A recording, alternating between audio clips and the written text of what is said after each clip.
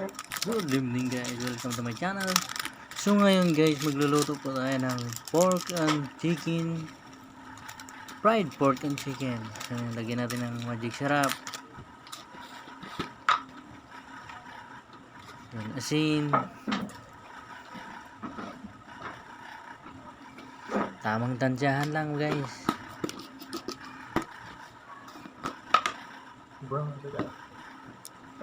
brown sugar para dagdag tamis ng ating mga panlasa, paminta pang-alis lansa, at kunting anghang na ating niluto. Tapos oyster, yung oyster guys, all purpose po ito guys. Kahit anong ulam na lulutuin mo, pwede mong lagyan ito. Ang paalinamnam ng ating niluluto. Pag oyster na. Pag-init wala na. Ayan guys, nikos natin yun mamaya. Lagyan natin yung itlog, dalawang itlog lang ilalagay natin guys. Ayan, sapat na yung dalawang itlog para sa 1 kilong pork chop. At merong isang hitang manok. So, lagyan na natin ng cornstarch guys. Pagsama-samahin na natin lahat. Kung sa gayon ay mamigos-migos natin yan.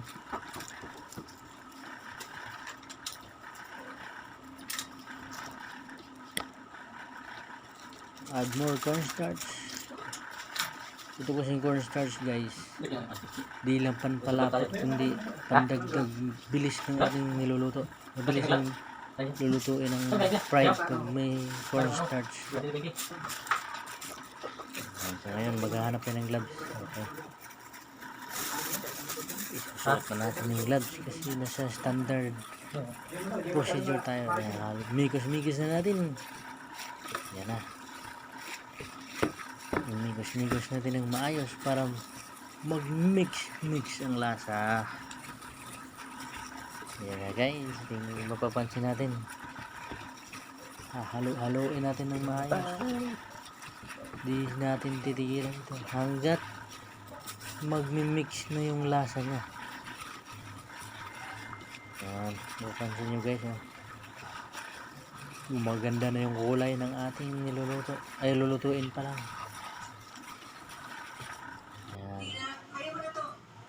Gagamit tayo ng gloves para sa standard. Habang nag-ano guys, pinapakulo tayo ng mantika.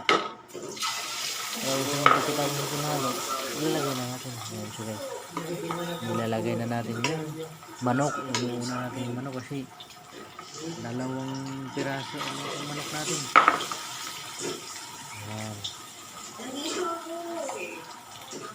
may tatlo ata ito, apat. Hanapin ko muna. Mga apat yung manok natin. Ayan, maganda unahin natin yung manok kasi konti lang siya.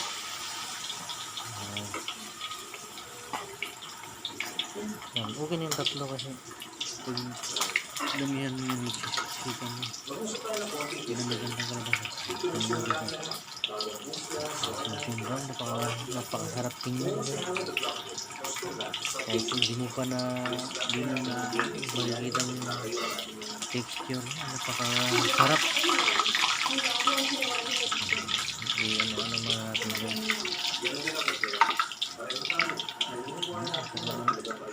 Iahonin muna natin.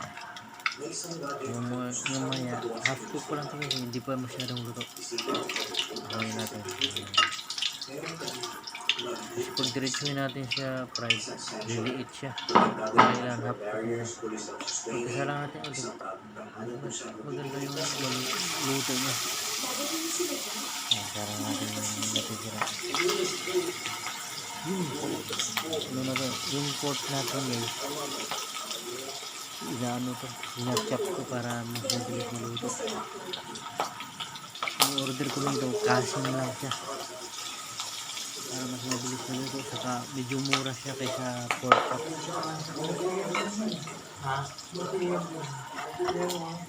Pag nabaliktad ko yun guys, napakasarap tingnan yan. Ayan, ito yung ano natin, manok. Half cook pa lang yan. Sasalang natin ulit yung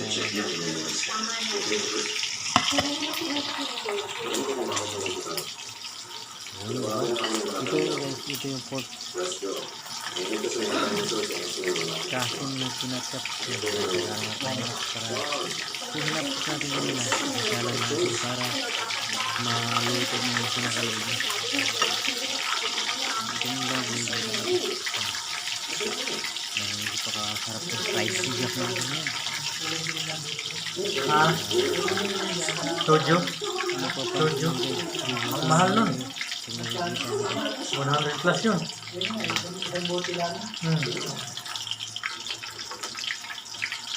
Inumin ng ano yan eh.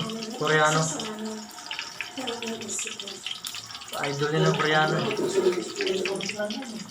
Ha?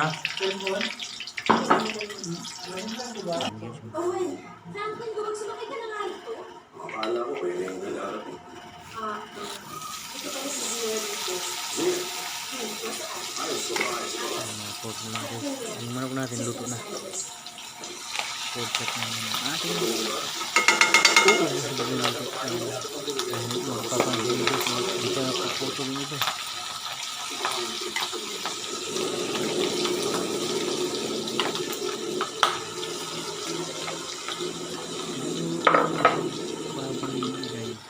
Mas maganda kapag para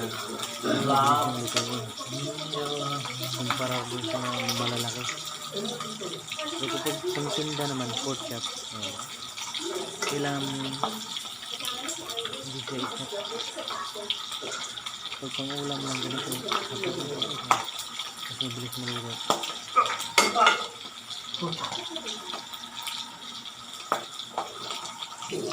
Para sa karagdagang katanungan guys, tanong kayo sa akin, comment lang.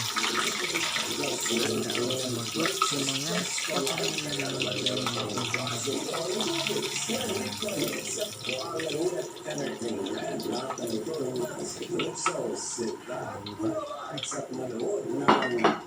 Pat na ang ulam natin ngayong gabi.